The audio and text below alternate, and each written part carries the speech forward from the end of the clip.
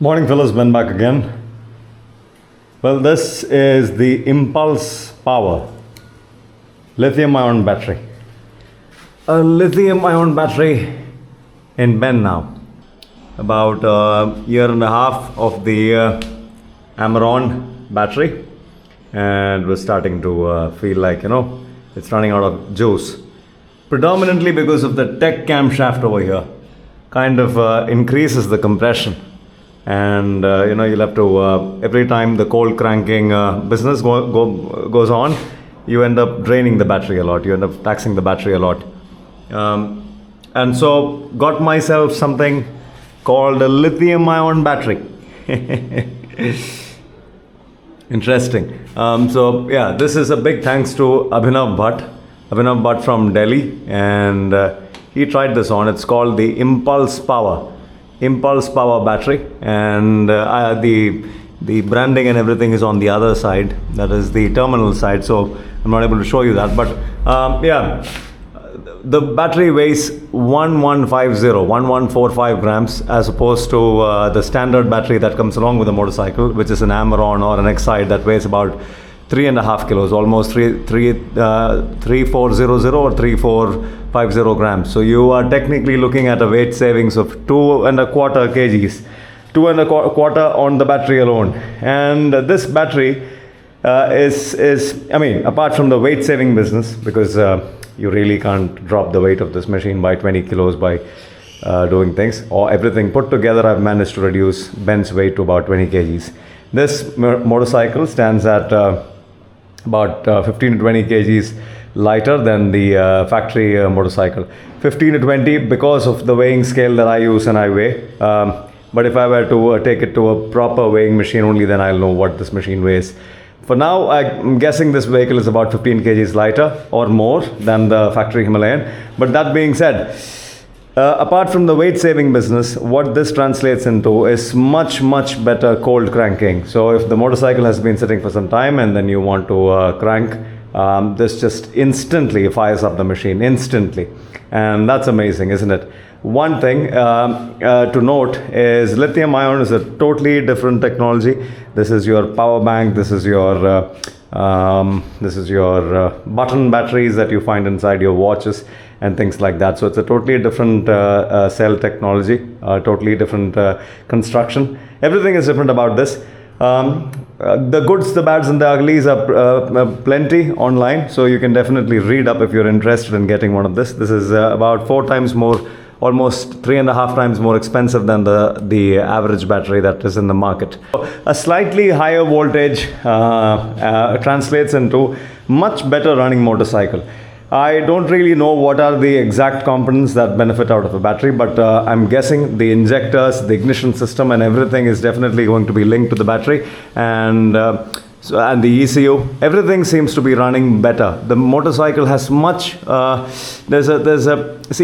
sensitive to these changes. The tech camshaft drains the battery, and this kind of, it just takes care of the system that is dependent on the battery. All the electronic bits that are dependent on the battery running so much better. I feel the bike is so much more crisp and brisk.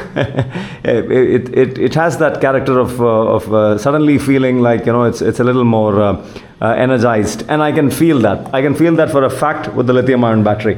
I don't know what people think about it. I don't know what anybody has to say, but this did translate into a much better throttle response. I could feel the difference in the throttle response.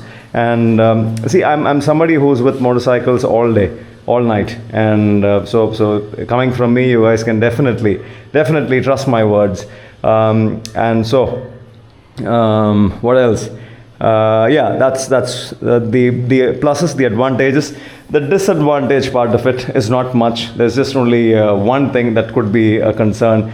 I spoke with the owner, and the owner also mentioned that parasitic draw, that is ghost draw, or there being in a system which is dependent on the battery, there are components that are constantly running on the battery. So like this This thing is a cylinder head temperature sensor, and this thing is running out of the battery directly. This has a charger. This has a charger which is directly connected to the battery. This is running to the battery again, but only when I charge it. So until and unless it's a dormant circuit. What else is running on the battery? Yeah. So the owner said that the clock on the meter, the console, that is also running on the battery. So many other components that could constantly be drawing charge, and once this thing drops below 10 volts, there's no resurrecting it, is what he said. So one has to be careful of the voltage part of it. You'll have to and a sign that this is starting to weaken is a little more of cranking that you need to do, a little more pressure on the cranking business, a more sluggish start. So the moment you sense that it has become a little sluggish in comparison to, and so this doesn't weaken with time, it is rock solid and steady for as long as it is good to go, and then it just it depletes, the quality depletes suddenly, drops quickly. So that is the only thing that is like a risky business with a battery like this. This doesn't slowly lose its charge. It can completely give up on you. But then again, the average lifespan of a lithium-ion battery is much more than what else is the lead-acid counterparts in the market. So if this stays put in the motorcycle for 2-3 years, I'm more than happy. Much better electrical system. And that's all that matters to me. I will mention a link in the description. I still haven't really, I took this bike off-road yesterday. I did all kinds of jumps and things and that, and just to see if the battery is put, if it is not coming up with any no issues, and all's well. Absolutely no difference between this and the stock battery. The terminals are also two-sided, two-way, so you can bolt on from two sides, from the sides and from the top. The screws can go on from the sides and from the top, depending on where these batteries sit. One more thing to note is that you will need a spacer of sorts. You will need a high-density foam to take care of that. The battery is slightly short by about 1 centimeter. So you'll have to raise the height by shoving in a foam, a high-density foam. The kind of which that you get in your jackets, your shoulder pads and all that. The cheap jackets, they have this high density foam, so you can definitely use that to kind of match it to the battery envelope. Yeah, so that's about it. Nothing more. Pretty simple, pretty straightforward, and yeah. One thing to note, the owner said to keep high pressure water business away from this, not to have water hit this. So that's one thing that you'll have to take care of. But be careful to not have water sprayed into this. Just be a little mindful of that, and you're good to go. For that matter, any battery, water related corrosion business is risky for battery, so be a little careful with that. Ben starts up in one go almost always, but ever since I introduced the tech camshaft, the drain on the battery, cold cranking, has been a little high. So there you go. Instant.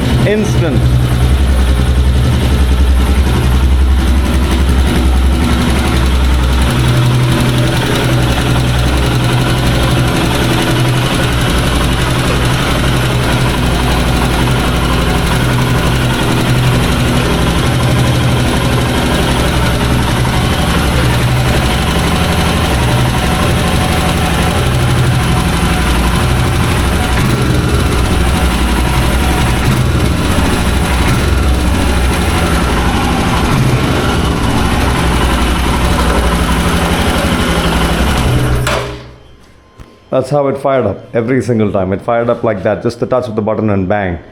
So the higher compression with the tech camshaft this should be able to take care of that, and I should be able to ride worry-free. So really a big thanks to Impulse Power for having put out something like this. One more thing before I leave. Lithium-ion batteries have been out there in the Western market and the Eastern market for a really long time. We haven't really had our share of lithium-ions in the industry. As the motorcycle industry hasn't really come up with lithium-ions. It's a very recent thing. So for all the people who are skeptical about lithium ion on their motorcycles, you have enough reasons to be worried about it. Is because it is well documented online on things that can go wrong with a lithium ion battery. So to each his own. I am a little Abhinav put it on his Himalayan 450 on the Sherpa, and he's been running it well. So even I don't really think I should be worried about this. It's a proven battery manufacturer who's made good products. So I'm also going to go with it. If you were to take my word and if you get this battery, please do understand that this is totally on you and not on me. I've just put it. It's been a day since I installed it, and I have tested it thoroughly. My usual riding business, my playground, and the battery is put. All is well. No surprises yet. That's what you expect from a new battery. But then again, what are the cons of this battery? Maybe in 3 or 4 or 5 or 6 months time, I'll make a review video. That should help. But for now, all's well. If you were to buy it, please take accountability for it. Do not really, if the battery goes dead or if something were to go wrong with the battery, kindly do not end up contacting me. Please do contact Impulse Power, and they should be able to help you with this. If this helped in any way, it helped. That's all there is to it. Ben signing out for now. Ciao.